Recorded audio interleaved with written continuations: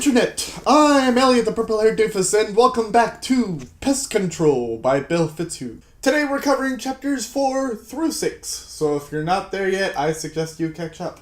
Chapter 4 begins with Marcel's victim, Hugh Weiler, careening off the road in a car accident, and everyone believing that he was killed by Bob Dillon. Since the job is done, Marcel prepares a package and sends off a package with $100,000 in it to Bob. Just as said package is arriving at Bob's place, Bob is leaving out the back door to a job that he is interviewing for with a French restaurant. Since no one is home, the UPS guy is stuck at the front door for a while, and the lovely landlord appears. "Hey, is that for that deadbeat, Bob Dillon? Well, here, I'll take care of it. He can get it when he pays his $320. And the lovely landlord just kind of tosses it into a corner. Enter two CIA agents named Parker and Wolf, and they are investigating Bob with the same thoughts that Marcel has, that Bob is a hitman. Then we have a few paragraphs of the landlord bitching about Bob and his deadbeat ways, and just really solidifying the fact that the landlord is a total bastard. Bob gets a job at the French restaurant, and Mary and Bob cannot be more happy because the French restaurant is willing to pay them $500, which means that they have more than enough to pay off their debt with the landlord. As soon as I read this news, I'm thinking to myself, now how in the world is Bob going to fuck this up? Because you know he's going to screw up. Mary drives Bob to the French restaurant to complete his job, and when he gets there, there is a mugger who attempts to mug both Bob and Mary. What the mugger doesn't know is that neither of them has any money, and Mary is frustrated as hell as she gets out of the car and practically slams the mugger's head into the ground, explaining this fact. While they're both away, Katie is at home doing her homework, where she is supposed to be working on a report about bumblebees. And the landlord stops by to ask the parents again where the money is. Unfortunately, it's just Katie. And Katie decides to break her bank to try and help to pay for the rent. In the most disgusting scene I've ever read, the landlord is down on his knees counting all the coins that Katie has just emptied for him, and he utters the words, "You, kid, is this all you got?" What a frickin' bastard. The next chapter begins with Bob going into the French restaurant, and rather than using the poison that he promised to use with Mary, he uses his experimental bugs to try and get rid of the French restaurant's pest problem. It then describes Mary driving to work, and she is contemplating what she's going to do to Bob if he doesn't use poison. And she's passing by a hospital, dreaming of violence. Unfortunately, since this is the very first batch of bugs, his plan fails miserably. Mary takes this very badly because Bob promised that he was going to use poison instead of bugs. Mary tells Katie to pack up her things, and Mary and Katie both leave the apartment, leaving Bob by himself, and they are off to her mother's place. Stupid book made me feel things about my life. Damn it. While they're arguing, Katie does her best to keep her parents from fighting by telling them all the bad things that she's done, and telling them about bees fornicating in the air. And Bob is just kind of like, yeah, that's what they do. Mary is, of course, shocked that Bob would ever let their child read such filth. Soon after Mary and Katie leave, the landlord visits to ask for more money. And Bob is just not having it. And then the landlord says, "Oh yeah, and that $20 that your little girl gave to me? I'm keeping it too. What kind of low bastard uses their kids to pay their rent?" And Bob cannot be more down on his luck as he leaves the house. Then there's a classic scene of the hero who is at his lowest point in the story and he is walking around in downtown New York when it begins to rain.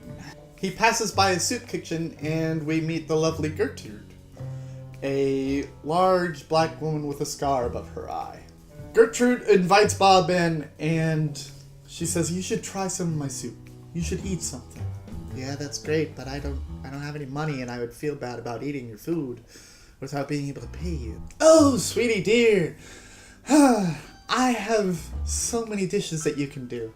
You can pay me back that way. But first you have to try some of my delicious food because you're going to need that energy in order to finish this task." Bob agrees to this and he eats the food and it is delicious and it describes sweet cornbread. It's just like, carbs. Bob then cleans dishes while he's practically laying out this entire story for Gertrude, minus the assassin parts. And Gertrude encourages him to go back to his place and just concentrate on his dream. And so that's exactly what Bob does. The next chapter begins with Parker and Wolf, the CIA agents, discussing Bob's cover as an exterminator, and how extremely impressed they are that this cover has children, a wife, high school records, birth certificates.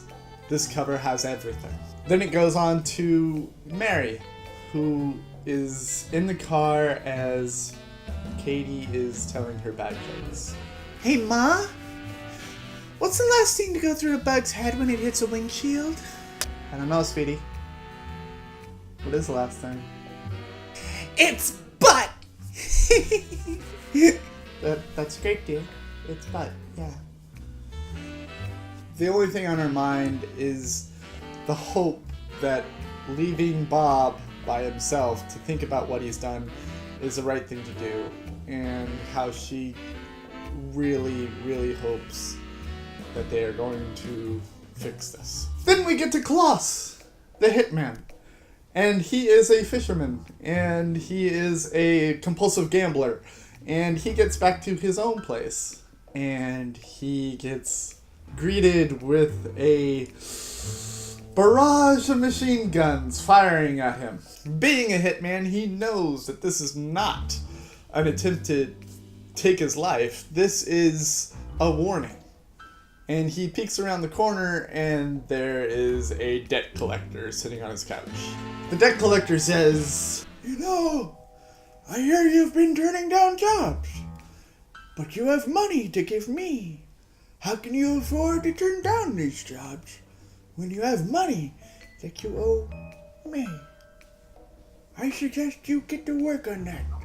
Of course, Klaus, being the depressive, practically suicidal man that he is, pretty much blows this off. And then we go to Bob, making his pitch to Cy Silverstein, one of the biggest building owners in New York City. "So what I do is I take these predatory bugs and I put them in a building with all of your other bugs. And hopefully the predatory bugs will eat all the other bugs. And the best thing about it is it's completely eco-friendly." You know, kid, I like your moxie and your message. The whole eco-friendly thing is really big with the kids these days. You know, I think I'm gonna give you a shot. Really? That would be amazing. Thank you. But I'm not just gonna give you these 4 buildings for free, of course. No, of course. What do you want? You see, kid, I like your idea so much that I want to franchise it.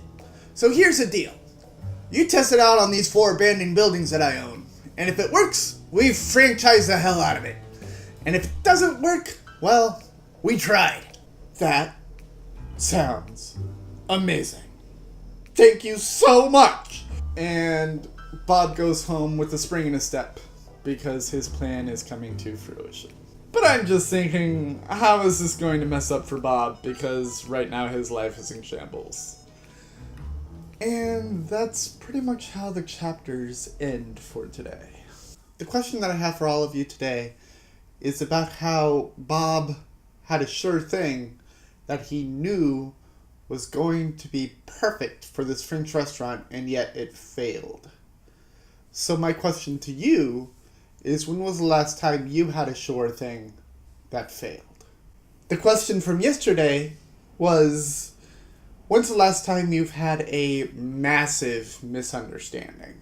The problem with that is I don't interact with a whole lot of people.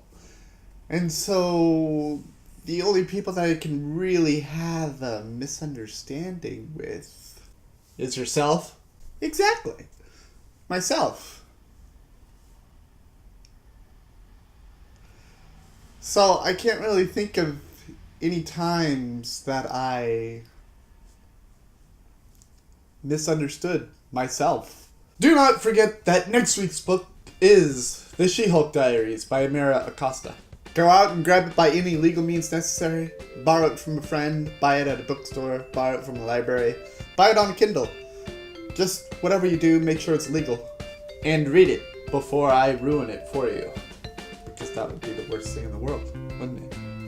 I have been the purple-haired doofus reminding you to watch your pajama radius. And I will see you all in the next chapters of Pest Control by Bill Fitzhugh. Toodles!